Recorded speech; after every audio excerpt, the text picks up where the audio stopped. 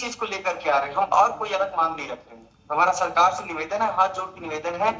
हम लोग वहां बैठ के थक चुके हैं, हम लोग भी उठना चाहते हैं, हम लोग भी अपने परिवार के साथ खुशियां मनाना चाहते हैं। हमारी बात अगर सरकार तक पहुंच रही है तो बिल्कुल निवेदन करते हैं तत्काल रूप से हमारी जो नियुक्ति आदेश है उसको जारी करें और न कर पाए सरकार हमको। बिल्कुल, तो ये मांगे हैं उन अभ्यर्थियों की जो लगातार आस लगा करके बैठे हुए हैं। हमारे साथ विकास मिश्रा जी हैं, सहायक शिक्षक हैं। विकास मिश्रा जी, आपके पास नौकरी तो है लेकिन उसमें भी असमंजस है कि कब ये नौकरी चली जाएगी, क्या कहना है इस पर आपका?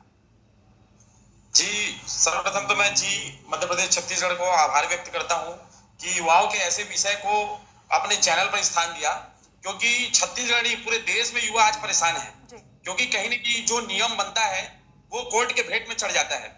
माननीय अगर हम केंद्र सरकार की बात करेंगे तो 2018 में एक गजट लाया गया जिसमें सहायक शिक्षक पद के लिए बीएड और डीएड दोनों पात्र हैं, ऐसा लिखा गया।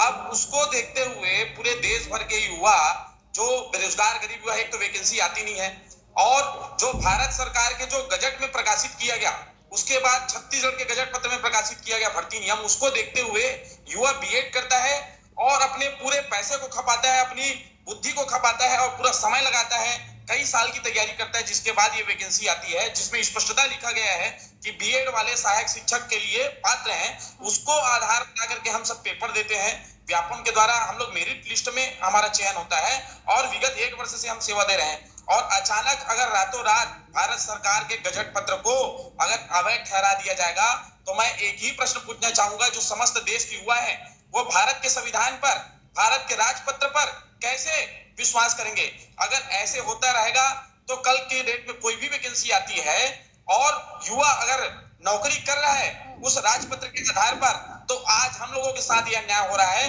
कल बहुत सारे युवाओं के साथ यह अन्याय होगा। मैं तो सरकार से एक ही आग्रह कहूंगा कि ऐसे अगर कोई नियम बनाते हैं तो बिल्कुल जांच परख कर, ये जो 3000 से अधिक बीएड वाले सहायक शिक्षक आज नौकरी कर रहे हैं, अपनी योग्यता के आधार पर नौकरी कर रहे हैं, माननीय केंद्र सरकार ने जो नियम लाया गया, गजट में प्रकाशित किया गया, छत्तीसगढ़ के भर्ती नियम बनाया गया, सारे देश में एनसीटी ने जो नियम बनाया था उसी के आधार पर भर्ती हुई है। और 1 वर्ष नौकरी करने के पश्चात अगर बाहर का रास्ता दिखा दिया जाएगा तो ये बहुत ही दुर्भाग्यपूर्ण है। जो बस्तर में बैठा युवा जो चरमपंथ नक्सल पंथ को झेल रहा है और संविधान पर आस्था रखते हुए, भारत सरकार के गजट पर आस्था रखते हुए अगर वह तैयारी करता है और विश्वास करने के बाद 1 साल बाद अगर उसको बाहर कर दिया जाएगा तो युवाओं की मन स्थिति क्या हो सकती है? मेरा सरकार से आग्रह है, इस पूरी प्रक्रिया में जो बीएड वाले सहायक शिक्षक चयनित हुए उनका किसी भी प्रकार का दोष नहीं है। एनसीटी ने गलती किया और दोष भुगत रहे हैं आज बीएड वाले सहायक शिक्षक। दिन रात हमको नींद नहीं आता है, हम भोजन नहीं कर पाते हैं कि हमारे साथ कल क्या होगा।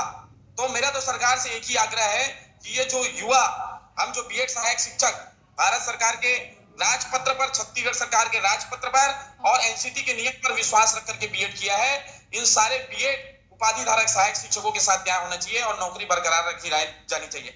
मैं तो मैडम एक कहना चाहूंगा कि आज स्थिति ऐसी है कि श्री रामचंद्र कहे गए, सिया से ऐसा कलयुग आएगा, हंस चुनेगा दाना तिनका कौवा मोती खाएगा।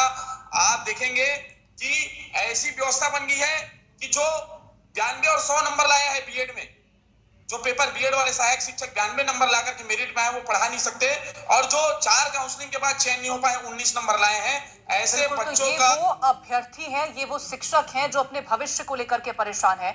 पीयूष जीरापुरे जी, मेरा एक और सवाल आपसे रहेगा।